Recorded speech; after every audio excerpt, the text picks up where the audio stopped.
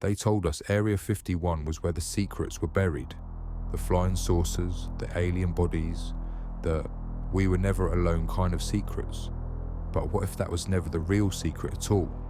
What if the greatest cover-up wasn't about what's inside Area 51, but about why we were told to look there in the first place? To understand how it started, you have to go back, before Nevada, before Groom Lake, to the summer of 1947 near Roswell, New Mexico. Something crashed in the desert that year. Witnesses described wreckage like nothing they'd ever seen. Metallic foil that snapped back into shape, strange symbols that didn't look American or even earthly. The army at first confirmed it, they had recovered a flying disc. But within a day the story changed. Suddenly it wasn't a disc, it was a weather balloon. Reporters were mocked, witnesses silenced, and the official explanation became gospel. Only decades later did the truth emerge. The wreckage had come from Project Mogul, a classified balloon program designed to detect Soviet nuclear tests. The weather balloon excuse wasn't just damage control, it was a prototype for something bigger, a lesson in misdirection. Give the public a mystery they can never solve, and you never have to explain what really happened. Fast forward a few years. The Cold War was intensifying, and the US needed somewhere to test technology that couldn't be seen. Not by civilians, not by the Soviets, not by anyone. So deep in the Nevada desert, on a dry lake bed called Groom Lake, a new kind of facility was born. One that didn't exist on paper and never would. This would become Area 51, a secret within a secret. The U-2 spy plane was tested there. Then the A-12 Oxcart. Later, the F-117 stealth jet. Each one more advanced than the last. All real, all deadly, all hidden behind walls of silence. Even the workers didn't know what their neighbors were building. Everyone had a piece of the puzzle, but no one saw the picture. But secrecy breeds curiosity. When strange lights began streaking across the night sky, zigzagging, glowing, doing what no normal plane could, locals started talking, and when the answers didn't come, imagination filled the blanks. Aliens, UFOs, reverse-engineered spacecraft, perfect explanations, because they explain nothing. By the early 1960s, the Air Force found itself overwhelmed with UFO reports, so they created Project Blue Book, an official investigation that examined more than 12,000 sightings. On the surface, it was science. In practice, it was something else, a way to manage the story. Blue Book collected the data, classified what it needed to, and dismissed the rest as weather balloons, meteors, or imagination.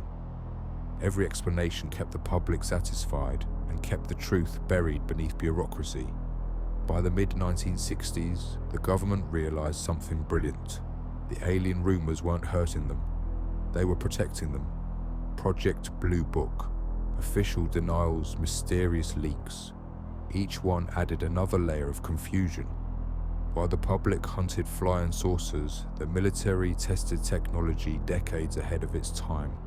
Aircraft flying at 70,000 feet, coated with materials that made radar blind, powered by engines no civilian could even imagine. And when anyone got too close, the alien crowd handled it for them. Laughed them off, called them crazy, move on. That was the genius. Once a myth catches fire, you don't have to feed it. The public does it for you. Movies, books, tabloids, documentaries, all keeping the legend alive. Decades of free camouflage powered by curiosity and misinformation. By the 1980s, Hollywood had turned Area 51 into pop culture scripture. Close Encounters, E.T., Independence Day. The base became a symbol, a stage where everything could be true and nothing could be proven. Meanwhile, the real projects had already moved elsewhere, to sites even more secret, places most people have never heard of.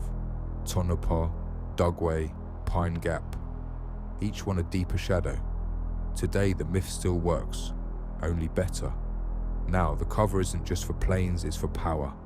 Hypersonic drones, artificial intelligence, directed energy systems that rewrite the rules of warfare. When new footage leaks, when Navy pilots film something that defies physics, the headlines shout UFO, and just like that, the cycle renews itself. Maybe that's the point. Maybe the alien myth was never meant to be solved, only sustained. A self-fueling illusion that keeps our eyes fixed on the desert, while the real secrets unfold somewhere else entirely. Because the truth isn't buried beneath Groom Lake, it's scattered across black budgets, unacknowledged programs, and defense contracts that vanish into classified silence. Billions spent on technologies the public won't see until they're already obsolete. And if that sounds far-fetched, remember, in the 1950s, people said the U-2 was impossible. In the 1980s, stealth was science fiction. Every time someone saw something unbelievable in the sky, they called it a UFO. They weren't wrong, they just didn't know whose. So maybe the real secret of Area 51 was never about aliens. It was about attention. A distraction so perfect it outlived its purpose.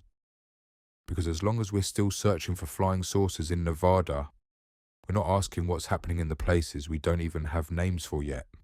The technology, the surveillance, the untraceable spending, the things that don't need other worlds to stay hidden. They just need a good story, and Area 51 might be the greatest story ever sold.